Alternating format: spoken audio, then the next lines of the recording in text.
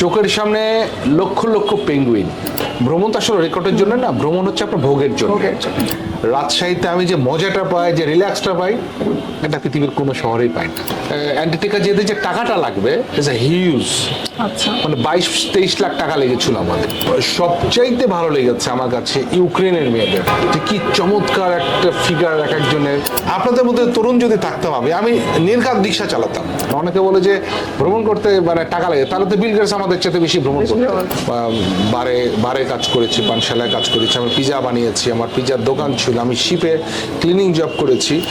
আসসালামু আলাইকুম। রাজশাহী প্রেসের বিশেষ আয়োজন পৃথিবীর পথের গল্পে তানভীর অপুতে সবাইকে স্বাগত জানাচ্ছি। আমি তামান্না ইমাম।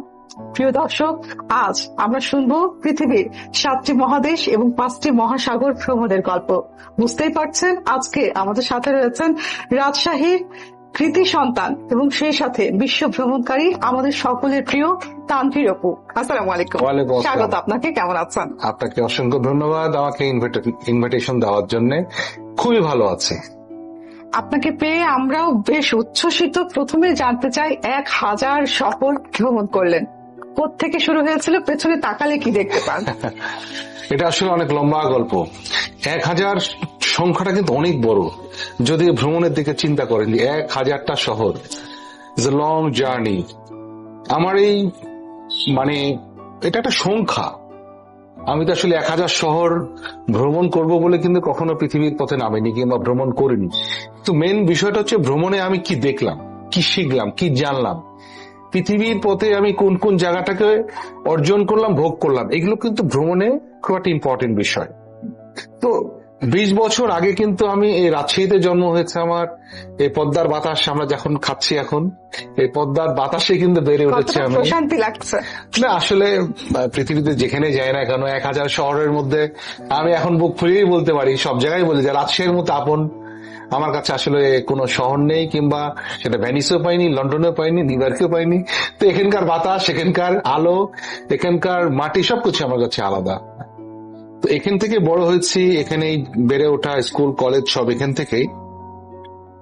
প্রথম যে গল্পটা বলতে চাই ভ্রমণের গল্প, সেটা হচ্ছে আমি এখান থেকে প্রথম যখন ফিনল্যান্ডে যখন যাওয়ার প্ল্যান করেছি, ঠিক আমাদের পাশে কিন্তু ইন্ডিয়ান বর্ডার আছে, মালদা, তারপর মুর্শিদাবাদ, এখান থেকে আপনার সোনামসজিদের যে বর্ডারটা, এদিক দিয়ে কিন্তু আমার প্রথম জীবনের ভ্রমণটা শুরু হয়। কিন্তু এই ভ্রমণটা আমার কিন্তু ভ্রমণের জন্য না, এটি ছিল ফিনল্যান্ডে যাওয়ার জন্য যে ভিসা ফেস করতে হবে। সে ভিসা ফেসের জন্য আমাকে ইন্ডিয়া যেতে হবে। আচ্ছা, যেহেতু দিল্লি আমাদের ফিনল্যান্ডের এম্বাসি, সেখানে আমাকে যেতে হবে। তো যেহেতু দিল্লি আমি যাচ্ছি, প্রথম জীবনের ভ্রমণটা শুরু করলাম কিন্তু দিল্লি দিয়ে। 2006 নাকি 2005-এ প্রথম কুতুব মিনার দেখলাম, বইয়ে পড়ে এসেছি কুতুব মিনার। আইফেল টাওয়ারের আগেও পৃথিবীর সবচেয়ে বড় যে মিনারটা, যে জায়গাটা ছিল কুতুব মিনার। এই যে এত লম্বা, এত পুরনো, 1000 বছরের পুরনো একটা জায়গা, এটি ছিল আমার কাছে প্রথম বিস্ময়কর এবং আশ্চর্যতম একটি জায়গা দেখার। তো এই যে দিল্লি দিয়ে শুরু করলাম, এরপর তো ফিনল্যান্ড চলে গেলাম। ফিনল্যান্ড যাওয়ার পরে সেখানে স্ট্রাগল, অনেক কিছু শুরু করলাম ইউরোপ দিয়ে ভ্রমণ করা। কারণ আমরা যেমন বাংলাদেশ, আমাদের পাশে ইন্ডিয়া, আমাদের পাশে নেপাল, মানে বাড়ির পাশ দিয়ে কিন্তু শুরু করতে হবে। তো এইভাবেই শুরু করলাম ফিনল্যান্ডে, থেকে এস্তোনিয়া গেলাম, সুইডেন গেলাম। তারপরে চিন্তা করলাম যে না, দেখার তৃষ্ণা আরো বাড়ছে। ভ্রমণ তো আসলে রেকর্ডের জন্য না, ভ্রমণ হচ্ছে আপনার ভোগের জন্য। ভ্রমণ হচ্ছে পার্ট অফ ইউর লাইফ। এরকম করতে করতে আমার 1000 শহর হয়েছে চীনের গুইলিং এ। ইট ওয়াজ ভেরি ওয়ান্ডারফুল ফিলিংস। মানে কি বলবো, আসলে হয়তো বা সামনে 2000 হতে পারে, লাইফ গোজ অন। সামনে তানভীর উপর জন্য তো অবশ্যই ভালো লাগা, সে সাথে রাজশাহীর বাসীর জন্য আসলে অনেক ভালো লাগা যে আমাদের একজন তানভীর উপর রয়েছেন। আমি আপনার কাছে আরেকটু জানতে চাই, খুব চমৎকার একটি জায়গায় আমরা বসেছি, গ্র্যান্ড রিভার ভিউতে বসেছি, এবং ঠিক পেছনে আমাদের পদ্মা বয়ে যাচ্ছে। নিশ্চয়ই আপনি যেমনটি বলছিলেন যে বিশ্বের যে 1000 শহর ঘুরলেন, তার মধ্যে প্রশান্তির জায়গা অবশ্যই এটি তো একটা বটে। একটু আমি সেই কথার প্রেক্ষিতে যেতে চাই। এই যে 99টি দেশ এবং 7টি মহাদেশ, 5টি মহাসাগর ঘুরেছেন। সবকিছু মিলিয়ে কিছু স্মরণীয় ঘটনার কথা জানতে চাই, যে এখনো মনে পড়ে, ভালো লাগে সেই বিষয়গুলো। স্মরণীয় ঘটনা আসলে কি, আমার কাছে পৃথিবীর প্রত্যেকটা শহরই আমার কাছে খুব গুরুত্বপূর্ণ। পৃথিবীর যেখানে যায় না কেন, প্রত্যেকটা শহর, প্রত্যেকটা দেশ আলাদা আলাদা বিষয়ে কিন্তু তারা নিজের পরিচয় বহন করে, এবং ভ্রমণের তারতম্য কিন্তু ওই জায়গাটায় যে আপনি যে নতুন কিছু শিখলেন। তো আমার কাছে এত অসংখ্য গল্প আছে। দুটো জায়গার কথা আমি বলতে চাই। প্রথম হচ্ছে অ্যান্টার্কটিকা। অ্যান্টার্কটিকা আসলে এটা আমরা যারা ভ্রমণ করি, আমাদের সবার জীবনের স্বপ্ন, এবং এই যে আমরা তো অ্যান্টার্কটিকা যাবো। অ্যান্টার্কটিকা যেতে যে টাকাটা লাগবে, হিউজ, মানে 22-23 লাখ টাকা লেগেছিল আমাকে। তো এই টাকাটা জোগাড় করার চেয়ে আমার মনে হয়েছিল অ্যান্টার্কটিকা যদি না যায় সমস্যা কি, এই টাকাতে পৃথিবী একটু ঘুরি, যদি কোনোদিন সামর্থ্য আমি অ্যান্টার্কটিকা যাবো। এই স্বপ্ন দেখেছি কিন্তু অনেক পরে। ভ্রমণ শুরু করেছি 2005-এ, এটার স্বপ্ন দেখা শুরু করেছি আমি 2018-এ যে সম্ভব, এত বছর পরে।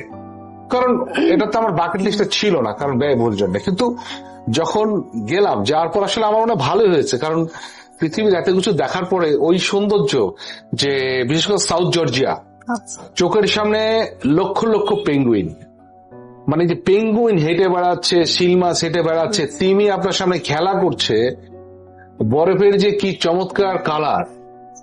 এটি আসলে ইতিহাস যেমন আমরা অনেক জানি, দেখি, কিন্তু প্রকৃতির সাথে আসলে আপনার মনটা একটু অন্যরকম হয়ে যায়। মানে যেমন সামনে দিয়ে আপনার একটা জায়গায় যখন যাচ্ছেন, দেখবেন যে বাঘ হেঁটে যাচ্ছে, সামনে দিয়ে লায়ন মানে গন্ডার হেঁটে যাচ্ছে, সামনে দিয়ে সিংহ হেঁটে যাচ্ছে।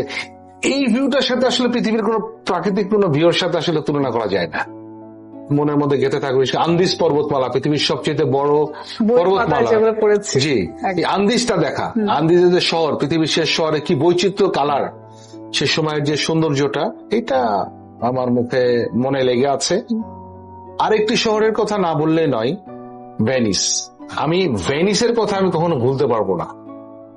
যেখানে যে ভেনিস কিন্তু মনের মাঝে আছে, কারণ এই 1200 বছর আগে সমুদ্রের মাঝে একটা শহর, মানে এমন একটা শহর যে শহরে কোনো সাইকেল নাই, কোনো রিক্সা নাই, কোনো গাড়ি নাই, মানে কিছুই নাই, কোনো হুন্ডা নাই। তাহলে মানুষ চলে কি করে? মানুষ চলে কিন্তু নৌকা দিয়ে। এবং সেটি কিন্তু ভেনিস কিন্তু রাজশাহী শহরে হাফ বলতে পারেন, অনেক বড় একটা শহর, অনেক বড়। প্রত্যেকটা বাড়ির নিচে নিচে একটা করে নৌকা, প্রত্যেকটা বাড়ির 1000 বছরের পুরনো যে বাড়িগুলো, সেগুলো এখনো যে স্ট্রাকচার গুলো এত চমৎকার করে রেখেছে। এই ভেনিসটাতে আমি 3 বার গেছি। যতবারই যাই আমি বসে থেকে শুধু ইতিহাসটা চিন্তা করি, যে 1000 বছর আগে কিভাবে প্ল্যান করলো তারা। চমৎকার একটা শহর, চমৎকার একটা শহর। মানে এই ভেনিসের কথা আমি পৃথিবীর যেখানে যাই সবসময় মনে রাখি। আর একটা শহরের কথা না বললে নাই, এটা হচ্ছে হ্যামারফেস্ট। হ্যামারফেস্ট হচ্ছে পৃথিবীর সর্ব উত্তরের শহর, এটা নরওয়েতে পড়েছে। যখন পৃথিবীর প্রথম সর্ব উত্তরে গেলাম, এটা হচ্ছে 2009 সালে। প্রথম আমি নরওয়েতে গেলাম। তো নরওয়ে কিন্তু আমার চোখে দেখা পৃথিবীর সবচেয়ে সুন্দর দেশ। মানে এত চমৎকার একটা দেশে সমুদ্র, পাহাড়, প্রকৃতি সবকিছু মিলিয়ে মানে একাকার, মানে প্রকৃতি ঢেলে দিয়েছে নরওয়েকে। যেখানে যে ভেনিস আর হ্যামারফেস্ট, এই দুটো আমার মনের মাঝে থাকে। আর একটা বলতে হবে রাজশাহী। এবার একটু জানতে চাই, বলা যায় যে দর্শকদের হয়ে আসলে প্রশ্নটা করছি। অনেকের মাথায় আসলে চিন্তা থাকে, ঘুরতে তো আসলে সবাই কম বেশি আমরা পছন্দ করি, কিন্তু অর্থের জন্য অনেক সময় আমাদের পিছিয়ে আসতে হয়। তো আপনার মানে আয়ের বিষয়টা তো আমরা জানতে চাই, যে 1002টি শহর ঘুরলে নিশ্চয়ই অর্থের বিষয়টাকে মাথায় রাখতে হয়। সেটির উৎস নিয়ে একটু জানতে চাই, যদি কিছু মনে না করেন। না, ঠিক আছে। ভ্রমণ তো অবশ্যই একটা ব্যয়সাধ্য বিষয় রয়েছে। ভ্রমণটাকে আমরা এটাকে মনে করি বিলাসিতা, কিংবা এটাতে আমরা এখন ইউজ টু হতে পারিনি। কিন্তু ভ্রমণ তো হতে হবে পার্ট অফ ইউর লাইফ। ভ্রমণ করতে হলে পরে টাকা লাগে, কিন্তু অত বড় টাকা লাগে না, টাকার চেয়ে একটা মন লাগে। অবশ্যই।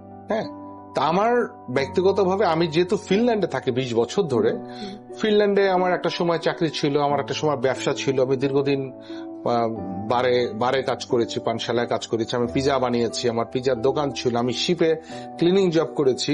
এমন কোন আহামরি কোনো জব করিনি, ইচ্ছা করে করিনি, কারণ আমার ছুটি ছাটার বিষয় থাকে, যাওয়ার বিষয় থাকে। মানে পৃথিবীতে আপনি একসাথে সবকিছু পাবেন না। আমি টাকাও জমাবো, আমার বাড়িও থাকবে, গাড়িও থাকবে, আবার আপনি 100টা দেশ ভ্রমণ করবে, ইম্পসিবল। আপনি কোন দেখবেন না কোনো বিলিয়নিয়ার আমাদের মতো ভ্রমণ করেছে। টাকাওয়ালা লোক কিন্তু ভ্রমণ করে না। অনেকে বলে যে ভ্রমণ করতে মানে টাকা লাগে, তাহলে তো বিল গেটস আমাদের চেয়ে বেশি ভ্রমণ করতে। টাকাটা ইনকাম করতে হবে। আপনাকে যেটা বুঝতে হবে যে ভ্রমণ কিন্তু আপনার জীবনের একটা অংশ। তাহলে ওটাকে আমরা যেটা কি করি, যে একটা জামা যেমন কিনি, ভ্রমণের জন্য টাকা জমাতে হবে। প্রত্যেক মাসে আপনি ধরে নেন 1000 টাকা করে জমা দেন, বছর শেষ হলো 12,000 টাকা। 12,000 টাকা দিয়ে কিন্তু আপনি অনায়াসে বাংলাদেশের যে কোনো একটা 2-3টা জেলা ঘুরে আসতে পারেন। ভ্রমণটা এইভাবেই করতে হবে। আমরা যখন ফিনল্যান্ডে গেছি, যে টাকা ইনকাম করছি, ফিনল্যান্ডে ধরেন আমার ইনকাম ছিল প্রত্যেক মাসে বাংলাদেশ টাকা 3 লাখ টাকা, থাকা খাওয়া খরচ হচ্ছে 1.5 লক্ষ টাকা। 1.5 লক্ষ টাকা আমার বাঁচছে। এই বাঁচার টাকাটা দিয়ে কিন্তু ভ্রমণ করছি, আর আমি কিন্তু চিপ ভ্রমণ করি। আমি আরেকটু জানতে চাই, এই যে আপনি বলছিলেন যে ফিনল্যান্ডে যখন ছিলেন আপনি 3 লাখ টাকা করে বাংলাদেশি টাকায় যদি বলেছে আয় করেছে, পরিবার কি কখনো বলে যে এই যে এত এত টাকা বাড়ি থাকতে পারতো, গাড়ি থাকতে পারতো, কেন এত ঘুরে বেড়াচ্ছে, বা এই ধরনের কোনো প্রশ্ন আসে না? তারা সাপোর্ট করে? এটা একটা মজার প্রশ্ন করেছেন, এটা কিন্তু খুব ইম্পর্টেন্ট প্রশ্ন। আমাদের পরিবার কিন্তু বাংলাদেশের অন্যান্য 10টা পরিবারের মতো নেই। আমাদের পরিবারের, আমাদের আত্মীয় স্বজন, লোকজন, আমি যে 1000টা শহর ভ্রমণ করে আসার পরে কিন্তু এখনো কথা শুনতে হয়। আচ্ছা, যে অনেক তো হলো, আর কত, কিংবা এত ঘুরে কি হবে। তো এটা তো আসলে একটা নেশার মতো। মানুষ যখন নেশা যখন হয়ে যায়, তখন আপনি যতই বোঝান এটাকে মানুষ বুঝতে চায় না। আর আমার পৃথিবী দেখার নেশা, জানার নেশা। তো এটা আমাদের, যে বলবো না যে আমাদের পরিবার আমাদেরকে সবসময় সাপোর্টিভ ছিল, বা হ্যাঁ মা অনেকটা সাপোর্ট করেছে অনেক কিছু বিষয়, কিন্তু আর অন্যান্য যে বরঞ্চ এটাতে আমাদের আত্মীয় স্বজনরা এখনো বলে যে সারাদিন ঘুরে বেড়ায়, কোনো কাজ নাই, কিংবা তারা তো ঘুরেই বেড়ায়। মানে ভালো জিনিসটা কিন্তু খুব একটা চর্চা আমি করতে দেখি নাই। পরিবারে যেহেতু রয়েছে, আরো একটু জানতে চাই, তানভীর অপুর কথা আসলে তারে কোনো কথা চলে আসে। এই যে দুই ভাইয়ের আসলে ছোটবেলা থেকে বেড়ে ওঠে এবং সবকিছু মিলে ভ্রমণেও আপনাদের একসাথে দেখা যায় মাঝে মধ্যে, তো এই বিষয়টা নিয়ে একটু ছোট্ট করে জানতে চাই। না, আসলে তারে কোনো তো বাংলাদেশের একটা লিজেন্ড মানুষ। তানভীর অপু, তারে কোনো, আমরা দুই ভাই, একই মায়ের পেটেরই ভাই, কিন্তু অনুর কাছে আমি এখনো অনেক বাচ্চাই রয়ে গেছি। মানে ওর যে জ্ঞান, ওর যে চিন্তাধারা, বলতে পারেন ভ্রমণে আমি অনেক কিছু তার কাছে শিখেছি, তার কাছে আমি জানতে পেরেছি। আমরা একসাথে এখন পর্যন্ত পৃথিবীতে 56টা কি 57টা দেশ একসাথে ভ্রমণ করেছি। সর্বশেষ চীন ভ্রমণ করলাম আমরা, এবং 7টি মহাদেশ আমরা একসাথে ভ্রমণ করেছি। আর একটু জানতে চাই, এই যে বিশ্বের বিভিন্ন দেশে আপনারা যাচ্ছেন, বাংলাদেশকে কিভাবে তুলে ধরার চেষ্টা করেন? বাংলাদেশকে আসলে অনেকভাবে তুলে ধরি। মানে আমরা যেমন বলি যে আমাদের দেশটা হচ্ছে পৃথিবীর সবচেয়ে বেশি সবজি উৎপাদন হয়। আমাদের দেশে লট অফ ভেরিয়েশন, মানে এত ভেরিয়েশনের সবজি পৃথিবীতে কোথাও নাই। এত ভেরিয়েশনের মাছ, যেমন আপনি আফ্রিকাতে গেছে ওদের 3-4 ভেরিয়েশনের মাছ, মানে পুরো মহাদেশে। কিংবা আপনি ইউরোপে যদি যান 20-30টা ভেরিয়েশনের মাছ পাবেন, কারণ পুকুর নাই ওদের এখানে, এত নদী নাই, খাল নাই, হাওর নাই, তাহলে মাছ আসবে কোথা থেকে, তাই না? তো আমাদের যে ভেরিয়েশন মাছ, যখন বলি 400 স্পেসিস ফিশ, তখন ওরা তো মাথায় 400 হাউ ইজ পসিবল। প্লাস হচ্ছে আমাদের fruits, lot of different fruits. বাংলাদেশকে রিপ্রেজেন্ট করার মতো এক চাইতে বড় কিছু নাই তো। মানুষ তো দিন শেষে খাবারকে ভালোবাসে, খাবার দিয়ে রিপ্রেজেন্ট করি। প্লাস আমাদের একটা খুব ইম্পর্টেন্ট বিষয় আছে প্রাকৃতিক দিক দিয়ে, সেটা সুন্দরবন।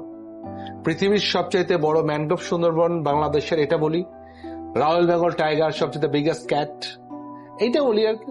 হাজার শহরের কথা বারবার আসছে, হাজার শহরের হাজার সংস্কৃতি দেখেছেন, সবকিছু মিলিয়ে কোন সংস্কৃতির কথা, বা শুধু ঘোরা তো ঘোরা নয়, অনেক শিক্ষার বিষয় রয়েছে, নিজের মধ্যে আত্মস্থ করার বিষয় রয়েছে, সেই বিষয়গুলো একটু জানতে চাই, সেই সংস্কৃতিগুলো গল্প একটু শুনতে চাই।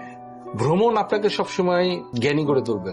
ভ্রমণ আপনাকে অনেক বেশি, আপনাকে যেটাকে বলে কাইন্ড মানে করে তুলবে। কারণ এই যেমন আমরা এখানে বসে আছি, হর্ন শুনছি। পৃথিবীর দ্বিতীয়ত আর কোনো শহরে আমি হর্ন শুনি না। আপনি যদি পাশে কাঠমান্ডুতে যান, হর্ন নাই। দিল্লিতে যান, এরকম ভাবে হর্ন নাই। আপনি যদি এই যে চীনে গেলাম, চীনে আমি 6500 কিলোমিটার ভ্রমণ করলাম, কোনো হর্ন নাই। এটা শিখলাম কোথা থেকে? ভ্রমণ না করলে কিন্তু আমি জানতাম না। আমি জানি সারা পৃথিবীতে হর্ন হচ্ছে, কারণ বাংলাদেশে হর্ন হচ্ছে মানে সারা পৃথিবীতে হর্ন হচ্ছে, কিন্তু সারা পৃথিবীতে বাংলাদেশের মতো না। এবার একটা মজার প্রশ্ন করতে চাই, এত দেশ যে ঘুরলেন, এক এক দেশে এক এক সংস্কৃতির কথা শুনলাম, তরুণীও তো আছে অনেক। তো কোথাও ভালো লাগা বা কোন দেশের তরুণীদের দেখে একটু বেশি আকৃষ্ট হন বা ভালো লাগে, ওখানে আবার যেতে ইচ্ছে করে, এবার একটু জানতে চাই। এটা তো মনের প্রশ্ন করলেন। পুরুষ মানুষ মানেই তো একটু তরুণীদের দিক তাকাবে, এটাই তো স্বাভাবিক, তাই না? তো ভ্রমণ করতে যে আমি অনেক দেশের মেয়েদেরই আসলে ভালো লেগেছে। তার ভিতরে সবচাইতে ভালো লেগেছে আমার কাছে ইউক্রেনের মেয়েদের।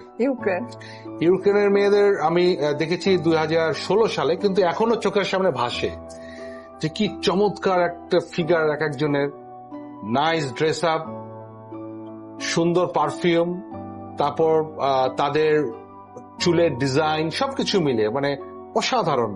মানে বিধাতা মনে হয় যে নিজ হাতে, মানে প্রত্যেকটা মেয়ে সুন্দর, এমন কোন মেয়েকে পাইনি যেটার দিকে চোখ ফিরিয়ে রাখা যায়। পৃথিবীর পথের গল্প শুনছিলাম, সাথে আছে তানভীর অপু ভাই। একেবারে শেষ প্রশ্ন আপনার কাছে যেতে চাই, এবার একটু তরুণদের নিয়ে জানতে চাই।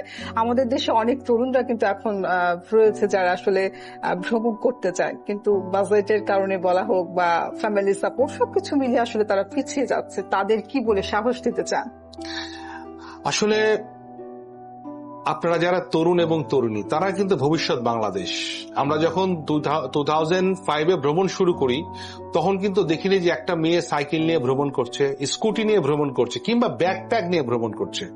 আজকে দীর্ঘ 20 বছর পর এসে কিন্তু আমরা এখন দেখতে পাই বাংলাদেশে একটা দুটো নয়, শত শত নয়, হাজার হাজার মেয়েরা ছেলেরা একসাথে ভ্রমণ করছে, পাহাড়ে উঠছে, এভারেস্টে উঠছে। অলরেডি আমাদের 3-3টা মেয়ে এভারেস্টে উঠেছে, ছেলে উঠেছে। এটা আমাদের বিজয়। কাজকে আপনাকে সম্মান দিতে হবে। আপনি একটা মানুষ, আপনি একটা ছেলে পড়ালেখা করার জন্য আপনি আজকে ফিনল্যান্ড, ইংল্যান্ড কিংবা আপনি আমেরিকা যাচ্ছেন, সেখানে যে কিন্তু আজকে আপনি সাইকেল দিয়ে ডেলিভারি দিচ্ছেন, পিজা ডেলিভারি, ফুড ডেলিভারি। অথচ এই মানুষটা আপনি এখানে বসে থেকে কোন ওয়েটার্সের কিংবা কোন ফুড ডেলিভারি কাজ আপনি করতে চাচ্ছেন না। কারণ আমি এখন কি করি, ফিনল্যান্ডে যাই, 3 মাসে আমি একটা পিজার দোকানে কাজ করি, ওখানে আমি পিজা বানাই, আমার টাকা হচ্ছে, সেই টাকা দিয়ে ভ্রমণ করছি। তো আমি যদি পারি, আপনারা কেন পারবেন না? আমি যদি রাজশাহীতে থাকতাম, আপনাদের মধ্যে তরুণ যদি থাকতাম, আমি নির্ঘাত রিক্সা চালাতাম। কষ্ট করতে হবে, কষ্ট করে পৃথিবী ভ্রমণ করতে হবে, আপনাকে কেউ টাকা দিবে না। আমি চাই আপনারা বাংলাদেশের নতুন নতুন যে প্রযুক্তিগুলো আছে সেগুলোকে ইউজ করেন। আপনারা অনলাইনে ফুড শপের ব্যবসা করতে পারেন, অর্নামেন্টস এর ব্যবস্থা, অনেক কিছু আছে এখন, মেয়েদের অনেক অপশন আছে। এগুলো করে টাকা ইনকাম করেন। আপনাদেরকে তানভীর অপু হতে হবে না। আপনারা অ্যাটলিস্ট বাংলাদেশের 64টা জেলা ঘোরেন, আপনারা বাড়ির পাশের দেশ ইন্ডিয়া ঘোরেন, আপনারা হিমালয়টাকে ছুঁয়ে দেখার জন্য নেপালে যান। কিন্তু ঘরে বসে থাকা যাবে না, ইতিহাসটা ছুঁয়ে দেখবেন, তাহলে দেখবেন জীবন সুন্দর। অসংখ্য ধন্যবাদ তানভীর অপু আপনাকে। খুব চমৎকার ভাবে আপনার চোখে বিশ্ব ভ্রমণের কিছুটা বিষয় আমরা আত্মস্থ করলাম, কিছুটা শিক্ষা আমরাও নেওয়ার চেষ্টা করলাম। আবারও দেখা হবে আপনার সাথে, আশা করছি কোনো প্রোগ্রামে। আমরা একেবারে শেষ লগ্নে ছোট্ট করে বিদায় নেওয়ার পূর্বে রাজশাহী প্রেস নিয়ে যদি কিছু বলতেন। না, রাজশাহী প্রেসকে অসংখ্য ধন্যবাদ। কেবলই সদ্য জন্ম নেওয়া একটা খুবই নতুন একটা অনলাইন পোর্টাল। আমি চাই যে এই পোর্টাল আমাকে ডেকেছে মানে তারা ভ্রমণ পছন্দ করে এবং ভ্রমণের প্রতি তাদের অসংখ্য হয়তো বা সামনে কন্টেন্ট করারও তাদের প্ল্যান আছে, হয়তো রাজশাহীকে নিয়ে তারা ফুটিয়ে তুলবে, এটা আমি আশা করি। তো আমি রাজশাহী প্রেসের সার্বিক উন্নতি এবং মঙ্গল কামনা করছি এবং আমি তাদের সাথে সব সময় আছি। আমি চাইবো যে আপনারাও রাজশাহী প্রেসকে সাহায্য করবেন, তাদের ভিডিওগুলো দেখবেন এবং তাদেরকে বিভিন্ন মানুষের কাছে ছড়িয়ে দিয়ে তাদেরকে সাহায্য করবেন। অসংখ্য ধন্যবাদ ভাইয়া। প্রিয় দর্শক যারা এতক্ষণ আমাদের সাথে ছিলেন, আপনাদেরও অসংখ্য ধন্যবাদ। সবসময় যেটা বলি, সব আয়োজনে যারা এখনো রাজশাহী প্রেসে ফলো দেন নাই, অবশ্যই ফলো দিয়ে পাশে থাকবেন এবং আমাদের ওয়েবসাইট ভিজিট করতে ভুলবেন না, www.rajshahipress.com। দেখা হচ্ছে খুব শীঘ্রই নতুন কোনো আয়োজনে। ধন্যবাদ।